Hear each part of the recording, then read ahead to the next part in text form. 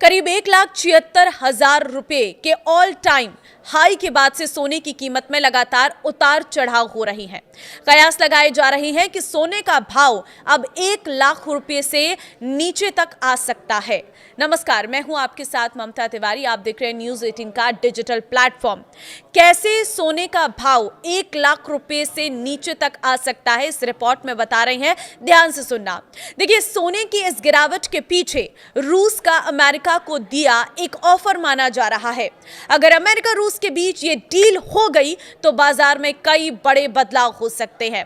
तो सबसे पहले वो डील जानना आपके लिए बहुत जरूरी है जो रूस और अमेरिका के बीच में होने जा रही है, जिससे पूरी तरह से सोने और चांदी के भाव की कीमतों में बदलाव आने वाला है। रूस जल्द ही व्यापार के लिए अमेरिकी डॉलर का इस्तेमाल शुरू कर सकता है। ब्लूमबर्ग के मुताबिक रूस यूक्रेन युद्ध के खत्म होने के बाद रूस ने अमेरिका के साथ डील करने के लिए एक प्रस्ताव तैयार किया है। इसमें 7 पॉइंट हैं जिन पर रूस अमेरिका की सहमति बन सकती है। इनमें से एक है फिर से डॉलर का इस्तेमाल शुरू करना। रूस जो डॉलर के बजाय साझेदार देशों से लोकल करेंसी में ट्रेड करता है, अब वो डॉलर सेटलमेंट सिस्टम पर वापस आने की सोच रहा है। इसमें तेल और नेचुरल गैस खरीदने के लिए भी डॉलर का इस्तेमाल शामिल होगा। तो ये प्रपोजल रूस के सीनियर अधिकारियों के बीच साझा किया गया है। और अब आपको बताते हैं कि दोनों देशों के बीच जो संभावित डील है वो कौन कौन सी है। पहली तो है एविएशन डील, दूसरी है एनर्जी पार्टनरशिप, तीसरी है बाजार खोलना, चौथी है न्यूक्लियर और एआई। इसी के साथ ही डॉलर में व्यापार, मिनरल डील, क्लाइमेट चेंज। तो ये 7 डील ऐसी हैं जो अमेरिका और रूस के बीच में हो सकती हैं और इन्हीं दोनों डीलों पर टिकी है आगे की पूरी बाजार की रणनीति। रूस ने डॉलर का इस्तेमाल बंद क्यों किया था और अब क्यों शुरू करना चाहता है, ये भी आप समझिए। देखिए, दूसरे विश्व युद्ध के बाद डॉलर ग्लोबल करेंसी बनकर उभरा। आज दुनिया भर में व्यापार के लिए सबसे अधिक इस्तेमाल डॉलर का होता है, लेकिन रूस अपनी करेंसी रूबेल से ग्लोबल ट्रेड करता है।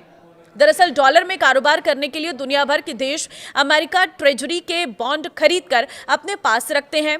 बॉन्ड यानी वादा, यानी अमेरिका सरकार बॉन्ड खरीदने वालों से एक तय समय में तय रकम ब्याज के रूप में देने का वादा करती है। 2022 में अमेरिका ने इसी तरह खरीदे गए बॉन्ड्स को जब्त कर लिया और ब्याज तो दूर, मूल रकम भी लौटाने से इनकार कर दिया। इसके बाद से ही रूस समेत दुनिया भर के तमाम देशों ने अपने फॉरेन रिजर्व में डॉलर कम करके सोना खरीदना, सोना रखना शुरू कर दिया। जैसे भारत और चीन, अमेरिका की लगाई पाबंदियों के चलते रूस पश्चिमी देशों से ट्रेड नहीं कर पा रहा है।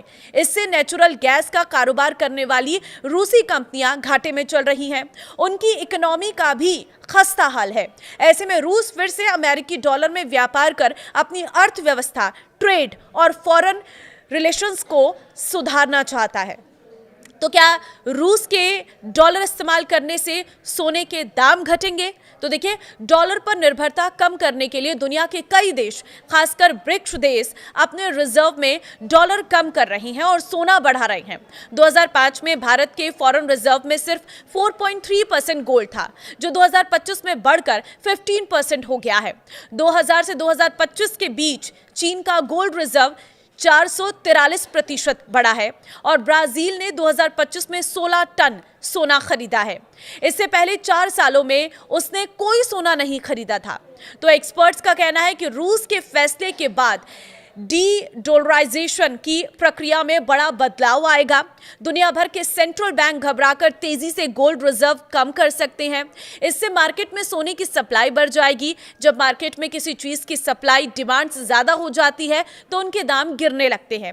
सोने के साथ ही आने वाले दिनों में ऐसा हो सकता है। देश के सेंट्रल बैंक सोना खरीदना कम कर सकते हैं। इससे सोने के दाम में भारी गिरावट आ सकती है। संभावना है कि सेंट्रल बैंक अपना सोना मार्केट में बेचने भी लगेंगे। तो क्या सच में सोना 1 लाख से कम होने वाला है? तो देखिए, एक्सपर्ट्स का कहना है कि भारत में सोना पहले ही अपने ऑल टाइम हाई से 15% कम हो गया है और अभी इसके और गिरने की संभावना है। भारत में सोना 1 लाख प्रति किलोग्राम से कम हो सकता है। 2027 तक भारत में प्रति 10 ग्राम सोना 90,000 से 1 लाख रुपए के बीच सेटल हो सकता है। सोने की कीमतों में उतार चढ़ाव की अन्य संभावनाएं भी बताते हैं। सोने की कीमत कम होने से लोग लॉन्ग टर्म इन्वेस्टमेंट के लिए सोने में निवेश बढ़ा सकते हैं। परमाणु हथियार के मामले में अमेरिका और ईरान का मुद्दा अभी सुलझा नहीं है। इन बातों से सोने की कीमतों को पुश भी मिल सकता है। 2026 में अब तक सोने के दाम में कैसे उतार चढ़ाव आए वो भी आप जानिए। Indian Boolean and jewellers association यानी IBJA के मुताबिक 1 जनवरी 2025 को 10 ग्राम 24 कैरेट सोने की कीमत 76,162 रुपए थी, जो तब भारत में ऑल टाइम हाई थी। साल खत्म होते होते सोना 1,33,000 रुपए के पार पहुंच गया। सोने में ये तेजी 2026 में भी जारी रही। 29 जनवरी को सोना 1,76,121 रुपए के ऑल टाइम हाई पर पहुंच गया, लेकिन 3 दिन बाद 1 फरवरी को ही ये गिरकर 1,48,697 रुपए पर आ गया।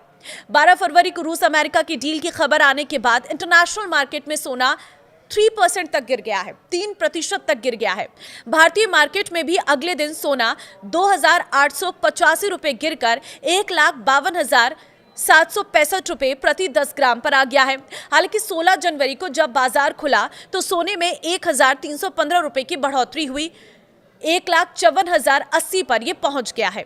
तो इस तरह से सोने के भाव में उतार चढ़ाव देखने को मिला। 2026 में खास तौर पर सोने की कीमतों में काफी ज्यादा उतार चढ़ाव देखने को मिला है।